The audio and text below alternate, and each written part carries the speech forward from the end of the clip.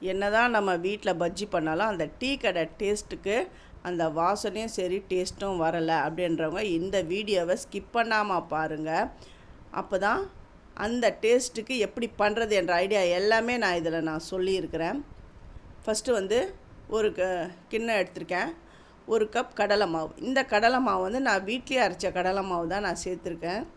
இதுக்கு 1/4 கப்பு அரிசி மாவு, அந்த கிறிஸ்பாக வரத்துக்காக அரிசி மாவு. அந்த 1/4 கப்பு அரிசி மாவு சேர்த்துருக்கோம் இல்லையா, அதை விட கம்மியாக, அதாவது 2 டேபிள் ஸ்பூன் வந்து மைதா சேர்த்துக்கோங்க. டீக்கடையில் வந்து அவங்க என்ன பண்ணால் கலர் பொடி சேர்ப்பாங்க. நான் கலர் பொடிலாம் நான் சேர்க்கலை. அதுக்கு பதில் காஷ்மீரி மிளகாய் தூள் தான் நான் சேர்த்துருக்கிறேன். அது ஒரு 1.5 ஸ்பூன். அதில் காரம்லாம் இருக்காது, கலருக்காக சேர்த்துருக்கிறேன். அப்புறம் தேவையான அளவு உப்பு, பெருங்காயம், ஓமம், அப்புறமா ஜீரகப்பொடி 1 ஸ்பூன், ஓமம் வந்து அதுவும் 1 ஸ்பூன் சேர்த்துருக்கேன். எண்ணெய், அந்த கடாயில் வச்சுருக்கிறேன் பாருங்கள், அந்த சூடான எண்ணெய், அது வந்து ஒரு சின்ன குழிக்கரண்டி அளவு நான் சேர்த்துட்டு உடனே கையை விட்டுடாதீங்க, அந்த எண்ணெய் கொஞ்சம் சூடாக இருக்கும். அதனால் கொஞ்சம் ஆறினோன்னா அதை நல்லா அப்படி கலந்துட்டு தேவையான அளவு தண்ணி கொஞ்சம் விட்டு, இந்த அளவுக்கு, அது எப்படி அந்த பஜ்ஜி மாவு பதம் எப்படின்னு சொல்லிவிட்டு உங்களுக்கே தெரியும். அந்த அளவுக்கு நல்லா கலந்து விட்டுக்கோங்க. தண்ணியை கொஞ்சம் கொஞ்சமாக சேர்த்து இந்த கையை இப்படி பரத்தி அந்த ஒரு கட்டிகள் கூட இருக்கக்கூடாது. இந்த அளவுக்கு அந்த காயெலாம் அப்படி விட்டோம்னா அதில் அப்படி ஒட்டணும். கையில் எப்படி ஒட்டுது பாருங்கள். இந்த அளவுக்கு கரைச்சி வச்சுக்கோங்க.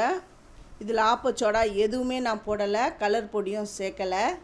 அதுக்கு பதில் காஷ்மீரி மிளகாய் தூள் தான், அதுவும் வீட்லேயே அரைச்ச காஷ்மீரி மிளகாய் தூள் தான் நான் இதில் சேர்த்துருக்கேன். இப்போ 2 வாழைக்காய் வாங்கின்னு வந்துட்டு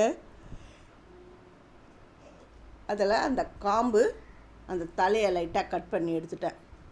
இப்போ இதை தோல் சீவணும். அதாவது நல்லா அந்த வெள்ளையாக வர அளவுக்குலாம் சீவக்கூடாது. இந்த லைட்டாக அந்த மேலே இருக்கிற அந்த தோல் மட்டும் அப்படி சீவிக்கோங்க. அந்த லைட்டாக அந்த பச்சை கலர் அப்படி இருக்கட்டும். இந்த அளவுக்கு சீவி எடுத்துக்கோங்க. இது ஈஸியாக சீவிடலாம். அதுக்கப்புறம் இந்த பஜ்ஜி கட்டரில் இந்த பஜ்ஜி எப்படி கட் பண்ணுறதுன்னு பாருங்கள். அதுக்கு முன்னாடி அதில் கொஞ்சமாக அந்த எண்ணெயை தடவிட்டு அந்த வாழைக்காவை வச்சு அந்த கையை வந்து அந்த மேலே வரணும், அந்த காய்க்கு மேலே வச்சு அப்படி சீவணும். இது பாருங்கள், இந்த மாதிரி நல்லா ஈஸியாக சீவி எடுத்துடலாம். இன்னொன்று ஸ்லைஸ் போடுறேன் பாரு. இந்த மாதிரி அந்த 2 வாழைக்காயை நான் நல்லா அந்த சிப்ஸு கட்டையில் நல்லா சீவி எடுத்துட்டேன். இப்போ மாவும் ரெடி ஆகிடுது. அதோடைய தலைப்பகுதி அப்படி பிடிச்சி இதை பாருங்கள், காயில் இப்படி தேய்ச்சி எடுத்தோம்னா அந்த மாவு ஒட்டணும். இந்த அளவுக்கு தான் பிசையணும். அப்புறம் எக்ஸஸாக இருக்கிற அந்த ஓரத்தில் அப்படி தடவிட்டு எண்ணெய் நல்லா காஞ்சிருக்கணும். காஞ்ச எண்ணெயில் அப்படி போட்டுடணும். இது நல்லா ஃப்ளஃபியாக வரும். நீங்கள் சோடா மாவுலாம் சேர்க்கணுன்னு அவசியமே கிடையாது. அந்த கடாயோடைய அளவுக்கு ஏற்ற மாதிரி தான் நான் வந்து 2 பஜ்ஜியை நான் போடுறேன். உங்களுக்கு பெரிய கடாயாக இருந்ததுன்னா கூட 4-5 கூட அப்படி போட்டுக்கலாம். எவ்வளோ ஃப்ளஃபியாக எப்படி வந்திருக்குன்னு பாருங்கள், அட்டகாசமாக இருக்கும். அந்த டீ கடை பஜ்ஜியை நம்ம வீட்டில் ஈஸியாக செஞ்சிடலாம். ஃபஸ்ட்டு என்னுடைய வீடியோவை பார்க்குறவங்க சப்ஸ்கிரைப் பண்ணலைன்னா சப்ஸ்கிரைப் பண்ணுங்கள்.